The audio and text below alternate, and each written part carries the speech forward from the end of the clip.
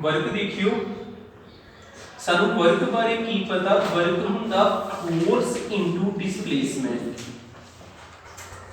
Force into displacement नु आपां बोलीदा work जिन्हों मैकेनिकल आपां तुसीं फिजिक्स विच स्टडी कीता होना वा जिहड़ा चैप्टर है वर्क पावर ते एनर्जी उच्चे फार्मूला आया होगा work is equal to force into displacement W उसी तरह फोर्स दा सिंबल F डिस्प्लेसमेंट दा सिंबल dx ते आ प्रोडक्ट केड़ा हुंदा डॉट प्रोडक्ट डबल्यू उसी तरह फोर्स उसी तरह डॉट प्रोडक्ट हटदा ते की आ जांदा F dx cos थीटा हुण वेने थीटा कितना इन्हां दे विचकार एक मिनट सर ਤੁਹਾਡੀ ਬੁੱਕ ਕੋਈ ਦੇ ਕੇ ਜਾਓ ठीक है थीटा देखते कितना होगा इन्हां दे विचकार ਸਾਡੇ ਕੋਲ ਇੱਕ ਬੀਕਰ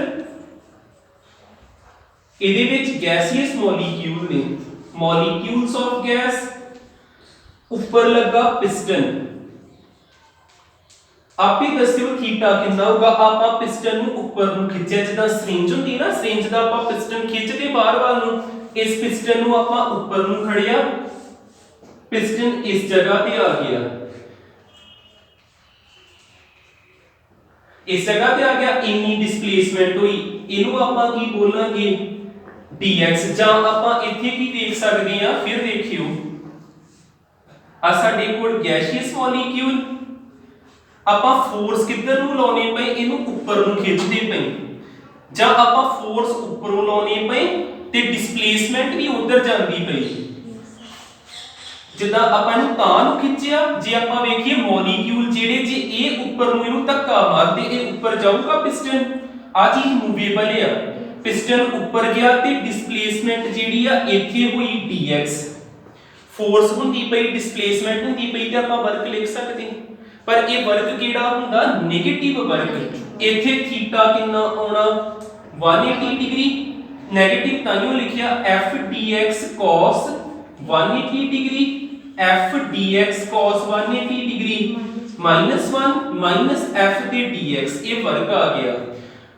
ਹੁਣ ਆਉਨੇ ਆਪਾਂ ਵਰਕ ਨੂੰ ਚੇਂਜ ਕਰੀਏ ਪ੍ਰੈਸ਼ਰ ਤੇ ਏਰੀਆ ਦੇ ਵਿੱਚ ਪ੍ਰੈਸ਼ਰ ਦਾ ਫਾਰਮੂਲਾ ਹੁੰਦਾ ਫੋਰਸ ਅਪੋਨ ਏਰੀਆ ਪ੍ਰੈਸ਼ਰ ਹੁੰਦਾ ਫੋਰਸ ਅਪੋਨ ਏਰੀਆ ਤੇ ਫੋਰਸ ਕਿਹਦੇ ਇਕੁਅਲ ਆ ਜੂਗੀ ਫੋਰਸ ਕਿਹਦੇ ਇਕੁਅਲ ਆ ਗਿਆ ਪ੍ਰੈਸ਼ਰ ਇਨਟੂ ਏਰੀਆ ਇੱਥੇ ਭਰ ਦਈਏ W ਕਿਹਦੇ ਇਕੁਅਲ ਆ ਜਾਣਾ ਮਾਈਨਸ F ਦੀ ਜਗ੍ਹਾ ਤੇ ਕੀ ਆ ਗਿਆ PA ਤੇ dx next area into displacement ਕੀ ਹੁੰਦਾ ਏਰੀਆ ਇਨਟੂ ਡਿਸਪਲੇਸਮੈਂਟ ਹੁੰਦਾ ਵੋਲਿਊਮ ਮਾਈਨਸ P ਉਸੇ ਤਰ੍ਹਾਂ ਤੇ ਇੱਥੇ ਲਿਖ ਦੇਣਾ dV ਕਿਉਂਕਿ small displacement small change in volume ਤੇ small change in work dW ਇਹ ਜੇ ਥਰਮੋਡਾਇਨਾਮਿਕਸ ਦਾ ਫਾਰਮੂਲਾ ठीक है मैं एक बार रिवाइज करा देना फिर कित्थों शुरुआत कीती वर्क तो F ते dx ये वर्क केड़ा हुंदा शुरू च नेगेटिव कारण की दोनों की डायरेक्शन ओपोजिट W उसी तरह F की जगह पे की लिखिया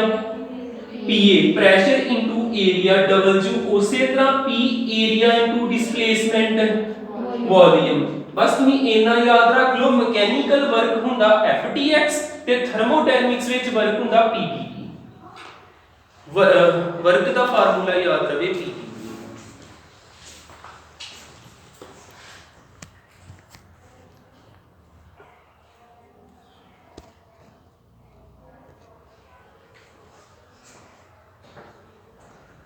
ਨੈਕਸਟ ਹੈਗਾ ਵਾ ਸਾਈਨ ਆਫ ਵਰਕ ਸਾਈਨ ਮਤਲਬ ਪੋਜ਼ਿਟਿਵ ਜਾਂ 네ਗੇਟਿਵ इथों बड़ी कंफ्यूजन रहती है तुम ध्यान ना देखियो भी वर्क कदों पॉजिटिव हुंदा कदों नेगेटिव हुंदा वर्क दा फार्मूले दे विच ते माइनस ही आ माइनस पी डी ते वी जे इथे dv लिखदे इथे भी dw लिखना फार्मूले मेन च माइनस ही आ हुणे माइनस कदों प्लस बनदा देखदे हां केस नंबर 1 केस 1 आ गया एक्सपेंशन दा जदों कोई चीज एक्सपैंड होवे एक्सपेंशन बीकर गैसियस मॉलिक्यूल ऊपर लगा इहदे पिस्टन ਪਿਸਟਨ ਹੁਣ ਸ਼ੁਰੂ ਦੇ ਵਿੱਚ ਵੋਲੀਅਮ ਇਹਦਾ ਹੈਗਾ ਵਾ V, ਇਨੀਸ਼ੀਅਲ ਵੋਲੀਅਮ ਲਿਖ ਲਈਨੇ VI, ਐਕਸਪੈਂਡ ਹੋਊਗਾ ਤੇ ਵੋਲੀਅਮ ਵਧਣਾ। ਐਕਸਪੈਂਸ਼ਨ ਦਾ ਮਤਲਬ ਖਿਲਰਨਾ ਹੀ ਹੁੰਦਾ, ਮੋਲੀਕਿਊਲ ਦੂਰ ਦੂਰ ਹੋ ਗਏ ਤੇ ਆ ਵੇਖੋ ਪਹਿਲੋ ਵੋਲੀਅਮ ਇਥੋਂ ਤੱਕ ਹੀ ਹੁਣ ਵੱਧ ਗਿਆ ਤੇ ਇਹ ਵੋਲੀਅਮ ਆ ਗਿਆ V ਫਾਈਨਲ। ਜੇ ਮੈਂ ਇੱਥੇ ਡੈਲਟਾ V ਲਿਖਣਾ ਹੋਵੇ, ਡੈਲਟਾ V ਕਿਵੇਂ ਲਿਖੂੰਗਾ? V final minus V initial. ਦੱਸੋ ਫਾਈਨਲ ਜ਼ਿਆਦਾ ਕਿ ਇਨੀਸ਼ੀਅਲ ਜ਼ਿਆਦਾ? ਫਾਈਨਲ ਜ਼ਿਆਦਾ ਨਾ, ਤੇ ਫਾਈਨਲ ਦੇ ਨਾਲ ਕਿਹੜਾ ਸਾਈਨ ਆ? ਪੋਜ਼ਿਟਿਵ, ਜ਼ਿਆਦੇ ਨਾਲ ਪਲੱਸ ਆ, ਤੇ ਫਿਰ ਡੈਲਟਾ V ਦੀ ਵੈਲਿਊ ਕਿੰਨੀ ਆਉਣੀ? ਪੋਜ਼ਿਟਿਵ ਹੀ ਆਉਣੀ। ਇੱਥੇ ਭਰੀਏ ਆਪਾਂ dW ਕਿਹਦੇ ਬਰਾਬਰ? ਭਾਵੇਂ ਡੈਲਟਾ V ਲਿਖ ਲਿਓ ਭਾਵੇਂ dV ਲਿਖ ਲਿਓ, P D ਤੇ V। ਹੁਣ ਇਹਦੀ ਵੈਲਿਊ ਆਈ positive, plus minus minus, work done ਆਉਣਾ ਜੇ ਨੈਗੇਟਿਵ। ਕਦੀ ਨਾ ਭੁੱਲੇ work done in case of expansion ਹੁੰਦਾ ਨੈਗੇਟਿਵ। ਦੂਜਾ ਕੇਸ ਵੀ ਦੇਖੀਏ, case number 2, work done in case of compression. Compression ਹੁੰਦਾ ਨੱਪਣਾ, ਕੰਪਰੈਸ ਕਰਨਾ।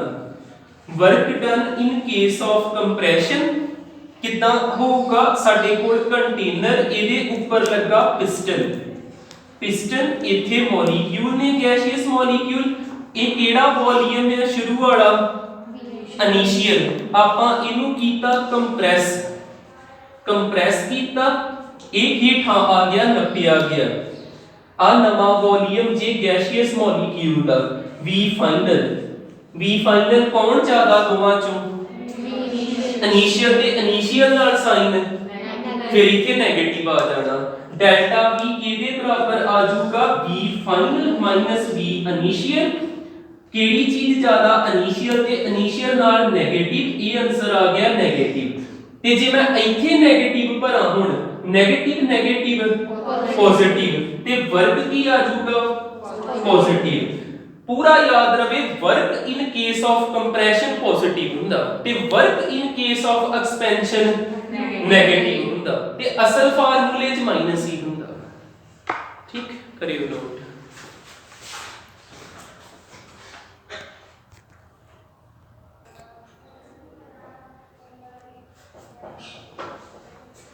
जिन्ना तो मैं समझाया ਇਹਦੇ ਨਾਲ ਰਿਲੇਟਡ ਮੈਂ ਤੁਹਾਨੂੰ 3-4 ਕੁਐਸਚਨ ਬਣਾ ਕੇ ਦਿਖਾਉਣਾ ਕਿਵੇਂ ਤੁਹਾਨੂੰ ਪੁੱਛਿਆ ਜਾ ਸਕਦਾ। ਨੂਮੈਰੀਕਲ ਦੇਖਿਓ। ਫਸਟ ਨੂਮੈਰੀਕਲ ਇਦਾਂ ਹੀ ਹੋਊਗਾ, a gas expand 0.1 litre 0.1 litre ਤੇ ਇਹਦਾ ਪ੍ਰੈਸ਼ਰ ਗਿਵਨ ਆ having pressure 1 atm 1 atm calculate करना वर्क डन। एक सिंपल क्वेश्चन है पर एक इंपॉर्टेंट चीज इथे भी वरतनी ਆਪਾਂ देखियो। वर्क डन ਦਾ ਕੀ ਫਾਰਮੂਲਾ ਥਰਮੋਡਾਇਨਿਕਸ ਦੇ ਵਿੱਚ P dV ਤੇ ਇੱਥੇ ਕਿਹੜਾ ਸਾਈਨ ਲੱਗਦਾ ਮਾਈਨਸ ਦਾ। ਤੁਸੀਂ ਸ਼ੁਰੂ ਦੇ ਵਿੱਚ ਹੁਣ ਪਲੱਸ ਮਾਈਨਸ ਠੀਕ ਹੈ ਲਾ ਲੈਂਦੇ ਆ, ਪਰ ਮਾਈਨਸ ਉਦੋਂ ਲਾਇਓ ਜਦੋਂ ਕੋਈ ਚੀਜ਼ ਐਕਸਪੈਂਡ ਹੁੰਦੀ ਤੇ ਜਦੋਂ ਕੰਪਰੈਸ ਹੁੰਦਾ ਪਿਆ ਤੇ ਪਲੱਸ ਆ ਜਾਣਾ। ਠੀਕ ਹੈ, ਜੇ ਸ਼ੁਰੂਆਤ ਚ ਇਦਾਂ ਹੀ ਕਰਦਾ ਇਦਾਂ ਹੀ ਕਰ ਲੈਨੇ। ਮੇਨ ਫਾਰਮੂਲਾ ਲਾਇਆ, ਪ੍ਰੈਸ਼ਰ ਕਿੰਨਾ ਹੈਗਾ ਤੇ ਵੋਲਿਊਮ ਚ ਕਿੰਨਾ ਚੇਂਜ ਹੋਣ ਡਿਆ।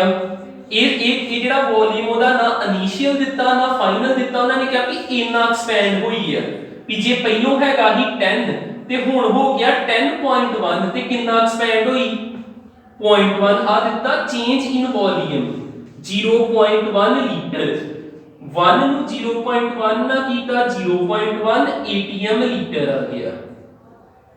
ਤੇ ਜੇਕਰ ਉਹਨਾਂ ਨੇ ਕਿਹਾ ਹੁੰਦਾ ਵਰਕ ਡਨ ਪਤਾ ਕਰੋ ਜਾਊਲ ਵਿੱਚ, ਇਹ ਆਨਸਰ ਕਾਚ ਆ ਗਿਆ atm ਲੀਟਰ ਚ। ਆਪਾਂ ਇਹਨੂੰ ਕਿਚ ਬਦਲਣਾ ਜਾਊਲ ਚ। ਕਿਦਾਂ ਬਦਲਣਾ? 1 atm ਲੀਟਰ ਕਿਹਦੇ ਬਰਾਬਰ ਹੁੰਦਾ 101.35 ਜਾਊਲ ਦੇ ਬਰਾਬਰ। क्लियर है ना चीज। एक एटीएम लीटर के बराबर 101.31 जाऊगी। इथे भर दिए W के बराबर आऊगा -0.1 एदी जगह पे कितना भरता आ पूरा 101.35 जाऊल। एदा पॉइंट हटूगा ते हेठां 10 आ जाना माइनस उसी तरह 101.35 एक जीरो ना होर डेसिमल अगे आ जाना माइनस 101.135 जाऊगी। आंसर च लास्ट ते नेगेटिव बचना चाहिए क्योंकि की हुंदा पिया एक्सपेरिमेंट। रुको एक क्वेश्चन कंप्लीट दूसरा भी देखियो। जे इस तरह का सीधा जिहा क्वेश्चन नहीं होता ग्राफ के रूप च आ जाता। मान लो इथे लिखिया वा कैलकुलेट वर्क डन के इथे ग्राफ बनाया नाल प्रेशर ते वॉल्यूम के विचकार ते एक इथे आपां लाइन इस तरह ड्रा कर देंगे। इथे इदां एरो पिया भी परे नूं जाने पई ना कि एरो जरूर पिया होगा डायग्राम च। इथे लिखिया वा 2 इथे लिखिया 3 इस जगह ते लिखिया 4 इथे लिखिया 2 इस जगह ते लिखिया 4। हुण आपां इथे केड़ा फार्म मैं तुहानू दो तरीके नाल क्वेश्चन सॉल्व करना दसदा वा। मैथड नंबर 1 मैथड फर्स्ट जेदे च आपां वर्क डन किवें पता करीदा। Work done is equal to area under graph ਜਾਂ ਏਰੀਆ ਅੰਡਰ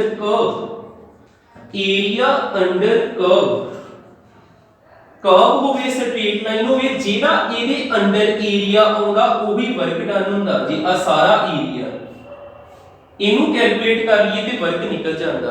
ਇਹ ਕਿੱਦਾਂ ਦੀ ਡਾਇਗਰਾਮ ਬਣ ਗਈ ਆੜੀ ਚੀਜ਼ ਟ੍ਰਪੀਜ਼ੀਅਮ ਦੀਆਂ ਦੋ ਸਾਈਡਾਂ ਪੈਰਲਲ ਹੁੰਦੀਆਂ ठीक है आ नॉन पैरेलल साइड हो गया। ये ट्रपीजियम बन गया ते ट्रपीजियम दा एरिया किवें पता करीदा। ट्रपीजियम दे एरिया दा फार्मूला की हुंदा half sum of parallel sides multiply by height. ठीक है हाफ उसी तरह पैरेलल साइड दा आ दोनों ही ना आ पूरीਆਂ स्ट्रेट आ कितना की डिस्टेंस है 2 ਤੇ ਆ ਕਿੰਨਾ ਡਿਸਟੈਂਸ 4 ਇੱਥੇ ਆ ਜਾਣਾ 2 4 ਹਾਈਟ ਹੋਣੀ ਜੇ ਆ 90 ਡਿਗਰੀ ਤੋਂ ਸਾਹਮਣੇ ਜਿਹੜਾ 2 ਤੋਂ ਲੈ ਕੇ 4 ਤੱਕ ਕਿੰਨੀ ਕ ਹਾਈਟ ਹੋਈ ਟੋਟਲ ਆ ਵੇਖੋ ਇੱਥੋਂ ਤੱਕ 1 ਸੈਂਟੀਮੀਟਰ ਇੱਕ ਦਾ ਹੀ ਫਰਕ ਹੈ ਨਾ। ਇੱਥੇ ਵੀ ਇੱਕ ਦਾ ਫਰਕ 2 ਹੀ ਹੋਇਆ ਨਾ।